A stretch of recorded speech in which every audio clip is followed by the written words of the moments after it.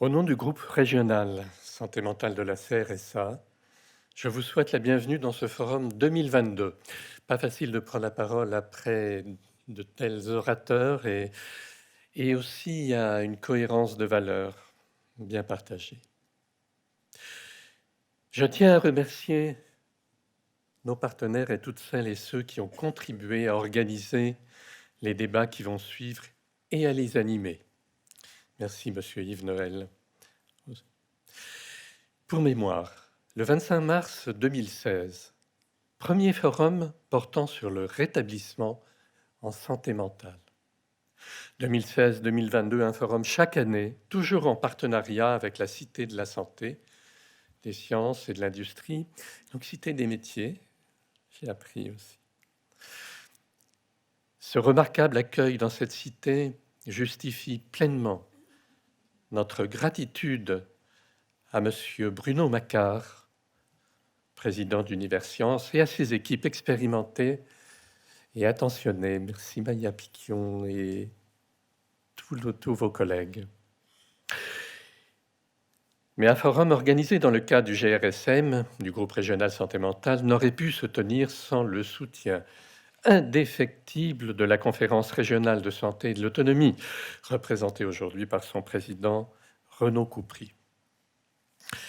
Et l'ensemble de nos travaux qui relèvent de la démocratie en santé bénéficient du soutien fort et fructueux de l'ARS Île-de-France.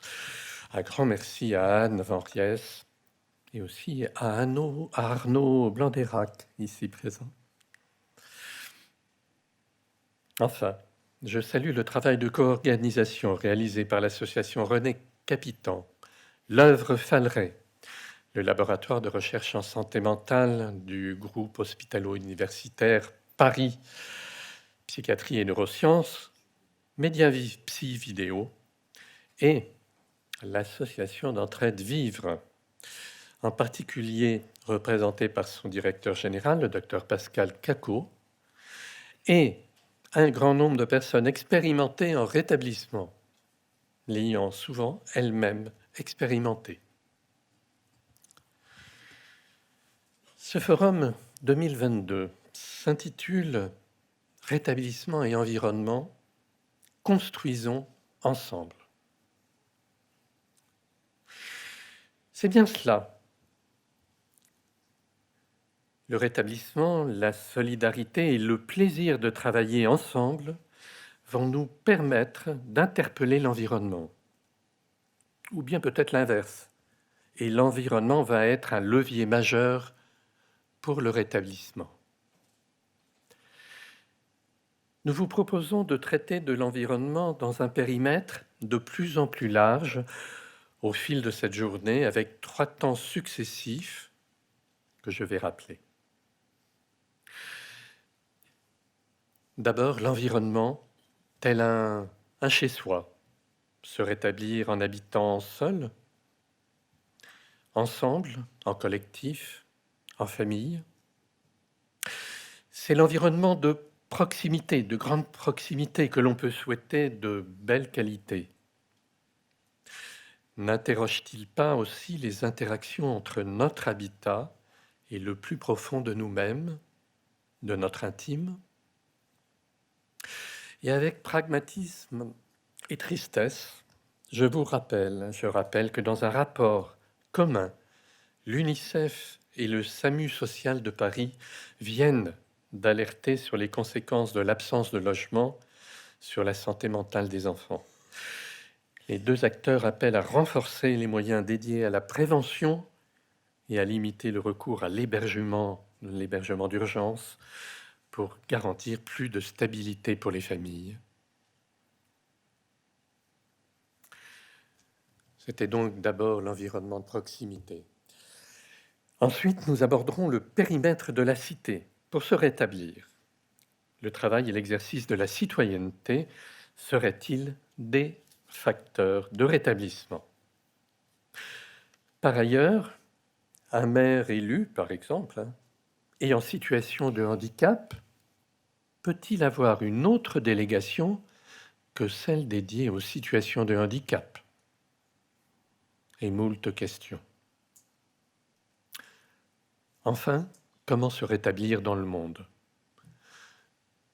Le périmètre environnemental est large et le savoir expérientiel dans le rétablissement des citoyens interagit avec l'organisation de la société, ses valeurs et modes de vie, et se confronte aux évolutions climatiques, aux guerres, migrations, pandémies. Le lien social, la place de l'humain dans la nature sont ici particulièrement en tension.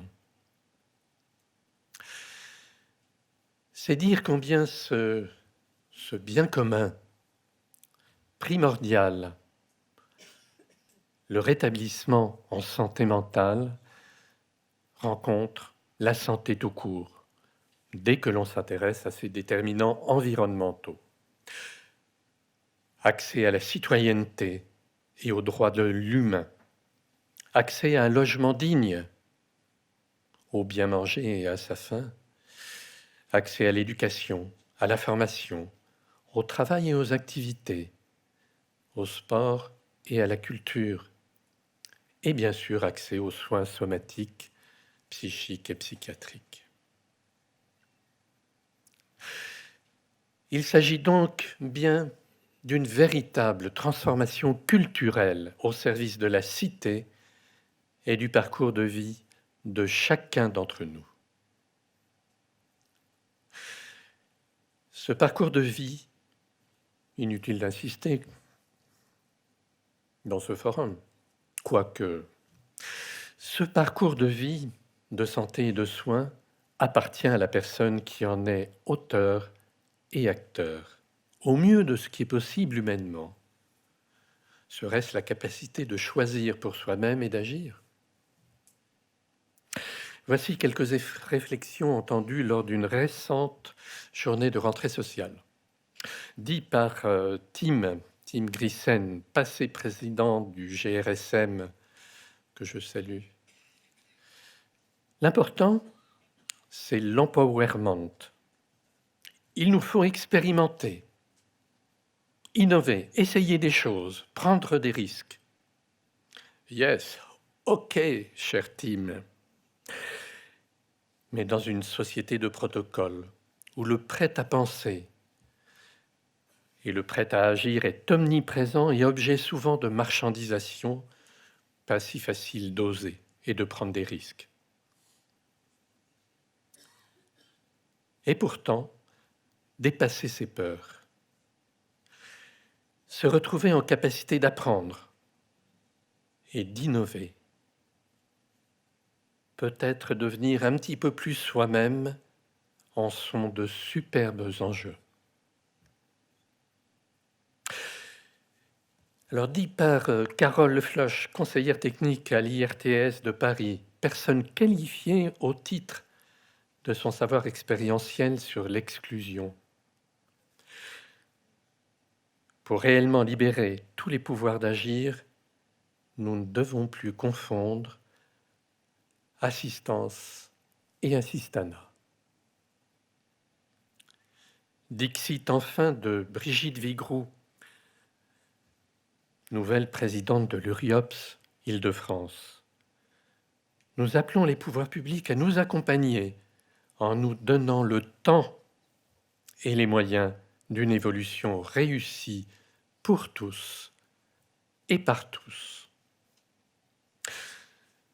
Je terminerai ce propos d'ouverture sur la question du temps, de la temporalité et de la solidarité.